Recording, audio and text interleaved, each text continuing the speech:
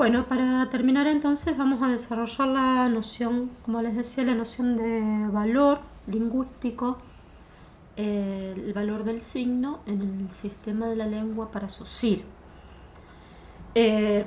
Saussure dice que la significación está dada por la unión de un significado y un significante, pero que esta unión que da lugar a la significación es insuficiente para explicar el hecho lingüístico en su totalidad, ¿no? Es decir, los signos establecen una significación por esta articulación, pero adquieren su valor en y por el sistema de la lengua. Como decíamos anteriormente, no hay significación posible, no hay un signo, sino es en el sistema de la lengua, en y por el sistema de la lengua, ¿no? Los signos son las unidades que componen el sistema, pero no existen por fuera de él, ¿no? Esto es lo que sucede en el funcionamiento de cualquier sistema, ¿no? Una tuerca, ¿no? Fuera de un mecanismo no tiene ningún valor, ¿no? Una tuerca, un tornillo adquieren un valor en tanto se articulan con otras piezas. En este sentido va a introducir Saussure la noción de signo lingüístico y la noción de valor. Dice Saussure: el pensamiento, que es caótico por naturaleza, se ve forzado a precisarse al descomponerse. No hay pues ni materialización de los pensamientos ni espiritualización de los sonidos, sino que se trata de ese hecho en cierta manera misteriosa, que el pensamiento sonido implica divisiones y que la lengua elabora sus unidades al constituirse entre esas dos masas amorfas, ¿no? Dice Saussure: se podría llamar a la lengua el dominio de las articulaciones, ¿no? Entonces Saussure distingue, ¿no? Esto que decíamos, un continuum de sonidos y un continuum de pensamientos, y lo que encontramos en la lengua y por la lengua es la posibilidad de identificar unidades, es decir, porciones de sentido entre esas dos masas amorfas, ¿no? Esas divisiones en ese conjunto, en esa totalidad, en esa masa, está dada por el signo, y es de ese modo como el signo adquiere un valor. Saussure va a decir que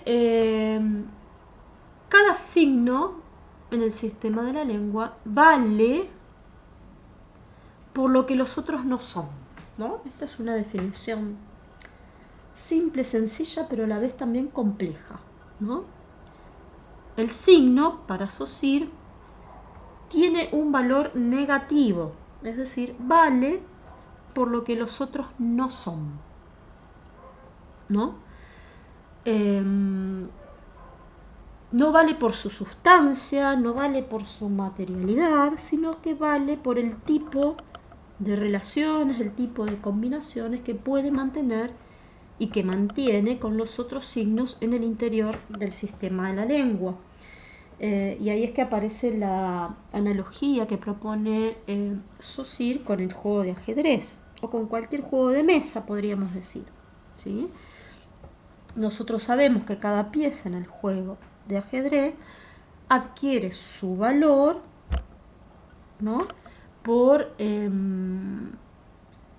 las formas de desplazarse, por un lado en el tablero, por las formas de ubicarse inicialmente en el tablero, pero también y al mismo tiempo por el tipo de interacciones que cada pieza puede mantener con el resto de las piezas de ese tablero, ¿no?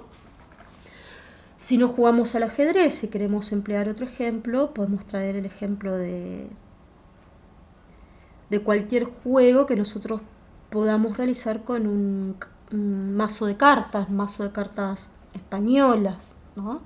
El valor de las piezas, el valor de las unidades no está dado de antemano, sino que el valor lo impone un sistema de reglas, ¿no? Entonces, unos serán los valores de las cartas, si uno decide jugar al truco o si uno decide jugar al chinchón, ¿no? Entonces, cuando aprendemos a jugar al truco, decimos que el as de espadas o el as de bastos son las cartas que tienen el valor de, ¿no? Matar, como decimos entre comillas en el truco, a otras cartas porque tienen un determinado valor, que no es un mayor o menor valor, sino que tienen un determinado valor, incluso dentro del mismo juego del truco, si yo canto truco o si yo canto envido, ¿no? Si canto los puntos, ¿sí? Entonces las piezas adquieren un diferente valor y ese valor no está dado por el cartón, ni por los dibujos, ni por los colores, porque pueden ser unas cartas muy baratas o unas cartas impresas en nuestra computadora. Lo que importa es poder reconocer un valor para cada una de esas unidades y ese valor está dado, volvemos, no tanto ni siquiera por la numeración, sino por las reglas del juego que en cada momento decidamos jugar con ese mazo de cartas españolas, ¿no? Por eso va a decir Saussure que el valor del signo es diferencial, opositivo y relativo, ¿no? El valor del signo es negativo. El valor del signo está dado por su diferencia y por las relaciones de oposición que tiene con el resto de los signos de ese sistema, ¿no? Por eso el valor del signo es siempre relativo. Aquí también podemos volver a un ejemplo que ya dimos, ¿no? Las edades en la vida de una persona, grande, viejo, adulto, niño, adolescente, ¿no? La forma en la que ahora se categoriza y se clasifica la pertenencia de los grupos de jóvenes, centennial, millennials, las clasificaciones que imponemos y que empleamos para nombrar los momentos del día, ¿no? La tarde, la noche, ¿no? Es diferencial y es relativo. Uno se define en relación al otro, ¿no? Todo lo precedente, dice Saussure, viene a decir que en la lengua no hay más que diferencias, ¿no? Que es la lengua, es un sistema de valores puros. La lengua es un sistema de diferencias, ¿no? La lengua como sistema de valores, como sistema de clasificaciones, como sistema de diferencias, entonces, no refiere a una realidad externa, no construye una referencia, sino que refiere a un sistema de clasificaciones para una comunidad, ¿no? El sistema de la lengua habla más del modo de pensamiento de una comunidad que de una realidad exterior en sí, que no existiría por fuera de las formas a partir de la cual atribuimos significado a esa realidad en y por el sistema de la lengua, ¿no? Por el sistema de clasificaciones disponible por el sistema de la lengua.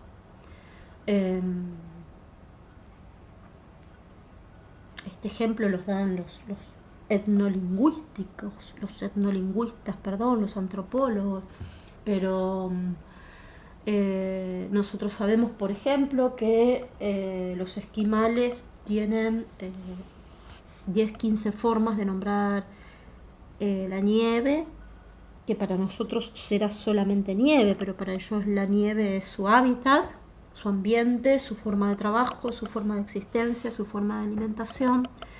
Entonces pueden nombrar, ordenar, clasificar ese universo a partir de una multiplicidad de nombres, de significados, de los cuales nosotros no disponemos, ¿no? Una persona que se dedica a la equitación puede describir, ¿no?, los tipos de caballos también según a partir de un sistema de clasificaciones que cualquier ciudadano urbano desconoce, porque solamente podemos decir caballo, caballito y no mucho más, ¿sí? Entonces, este sistema de clasificaciones que la lengua propone refiere a un sistema de pensamiento al cual una comunidad responde y en el cual una comunidad se comunica, ¿no? Voy a retomar algunas frases, en este caso sí, no retomadas del curso de lingüística general, sino que son unos manuscritos de Saussure que se encontraron entre los papeles de Saussure y que se publicaron en el año 2004 en un libro denominado Escritos sobre lingüística general. Y eran los apuntes, las anotaciones ya no de sus estudiantes, sino de el propio Saussure, ¿no? ¿Y qué es lo que dice Saussure entonces respecto de esta noción de valor que es central para comprender la teoría de Saussure? Saussure va a decir: no establecemos ninguna diferencia de importancia entre los términos valor, sentido, significación, función o uso de una forma, ni siquiera con la idea como contenido de una forma. Estos términos son sinónimos. Con todo, hay que reconocer que valor expresa mejor que cualquier otra palabra la esencia del hecho, que es también la esencia de la lengua. Esto es, que una forma no significa, sino que vale. Ese es el punto cardinal. Vale, consecuentemente, implica la existencia de valores. Pero cuando se habla de valores en general, en lugar de hablar al azar del valor de una forma, que depende absolutamente de dichos valores generales, se puede decir que es lo mismo situarse en el mundo de los signos o en el de las significaciones, que no hay el menor límite definible entre lo que valen las formas en virtud de su diferencia recíproca y material, o lo que valen en virtud del sentido que damos a esas diferencias. Es una disputa de palabras, ¿no? Aquí lo que está poniendo entonces en cuestión Saussure es la idea de la sinonimia o el concepto de la sinonimia, ¿no? En la lengua, en tanto que el signo vale por su diferencia, ¿no? Vamos a decir que en la lengua no hay sinónimos, ¿no? No hay sinónimos, sino que cada signo es una diferencia y que significar es introducir una diferencia, ¿no? Es, por ejemplo, cuando uno entra a un aula y dice, bueno, a ver, los que tienen que rendir el parcial se sientan en determinado sector del aula, los que promocionaron semiótica se dirigen a la facultad tal día y en tal horario, ¿no? Siempre imponemos un sistema de clasificaciones, siempre imponemos una diferencia, ¿no? Es decir, no hay sinónimos en el sistema de la lengua, ¿eh? Nosotros podemos observar un grupo de jóvenes y podemos nombrarlos como estudiantes, como jóvenes, como militantes, como millennials, como centennials, como manifestantes, como piqueteros, como, ¿se entiende? ¿Sí? Es decir, no hay sinónimos. No es lo mismo decir jóvenes, decir estudiantes, decir centennials o decir gurises, ¿no? En cada uno de esos significantes se actualiza, ¿no?, un sistema de clasificaciones específico, ¿no? Por eso es que dice Saussure, las formas valen en virtud de su diferencia recíproca y material, o que los signos valen en virtud del sentido que damos a esas diferencias, ¿no? En estos días, en el espacio de tutorías, en el encuentro de tutorías, recuperaba un ejemplo que suelo trabajar con cierta frecuencia, que es el de los titulares del diario, del canal de televisión Crónica, que también tiene su versión impresa, que en su forma de titular produce un impacto, produce un efecto, ¿no? Actualiza, como decíamos recientemente, un sistema de clasificaciones. Los titulares en televisión o en la prensa escrita, ¿no?, siempre instauran un orden del sentido, introducen, ¿no?, un determinado tipo de clasificación, ¿no? Y un titular en Crónica, en el canal de televisión Crónica, que apareció hace algunos años por un accidente automovilístico en el barrio de Flores, en la ciudad de Buenos Aires, que decía: accidente fatal en Flores, murieron 2 personas y un boliviano, ¿no? No hace falta dar muchas explicaciones para poder dar cuenta de cómo aquí la lengua es una diferencia. La lengua instaura una diferencia, la lengua produce una diferencia, y por eso al hablar del signo lingüístico va a decir Saussure: la lengua produce formas y no sustancias, ¿no? La lengua da cuenta de una forma, de un sistema de valores, de un sistema de clasificaciones, y no de sustancias, no de realidades o de sentidos en sí, ¿sí?, sino de sentidos, de significados que siempre se producen, se concretan en forma relativa en un determinado estado de lengua, ¿sí? Y termino con esto, dice Saussure: en fin, apenas necesitamos decir que la diferencia de términos que constituye el sistema de una lengua no corresponde en modo alguno, aunque se trate de la lengua más perfecta, a las relaciones auténticas entre las cosas, y en consecuencia no hay ninguna razón para esperar que los términos se apliquen completamente y ni siquiera incompletamente a objetos definidos, materiales u otros, ¿sí? Es decir, aunque se trate de la lengua más perfecta, la lengua no corresponde en modo alguno a las relaciones auténticas entre las cosas, ¿no? No hay nada en sí, ¿no?, en las relaciones entre las cosas. No hay ninguna razón, por eso dice, es arbitrario, para esperar que los términos se apliquen completamente y ni siquiera incompletamente a objetos materiales u otros.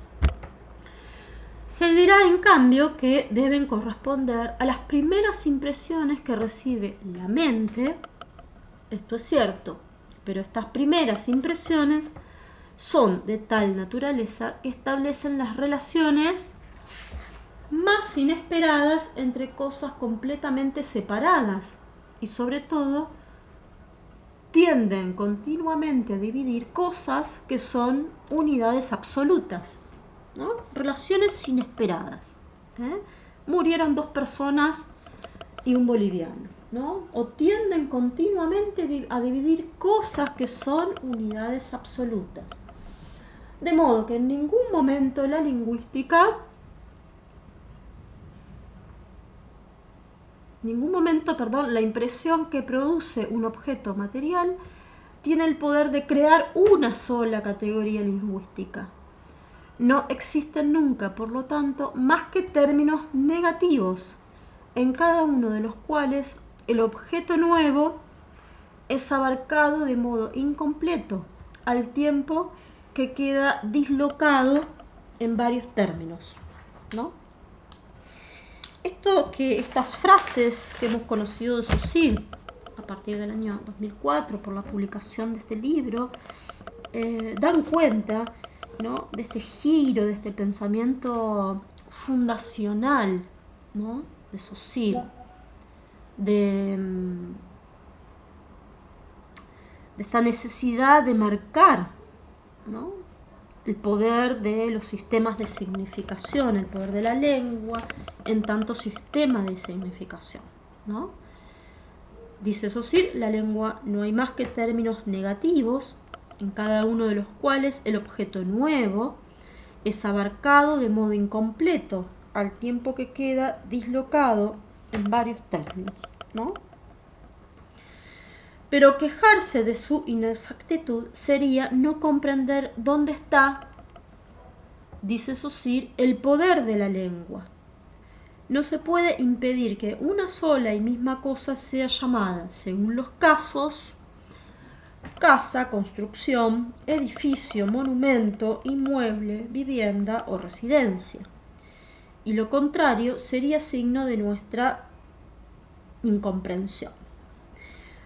Y aquí termino, ¿no?, porque es una frase de Saussure muy representativa del estado de evolución de su pensamiento, del cual no llega a dar cuenta el curso de lingüística general, pero que sí después nos va a permitir darle el lugar que corresponde, ¿no?, a la teoría de Saussure en estos pasos iniciales de la semiótica y de la semiología.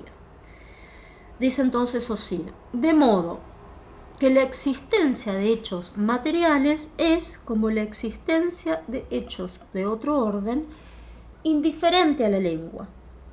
Siempre avanza y se mueve gracias a la máquina formidable de sus categorías negativas, verdaderamente desligadas de todo hecho concreto, y por eso mismo inmediatamente preparadas para almacenar cualquier idea que venga a añadirse a las precedentes.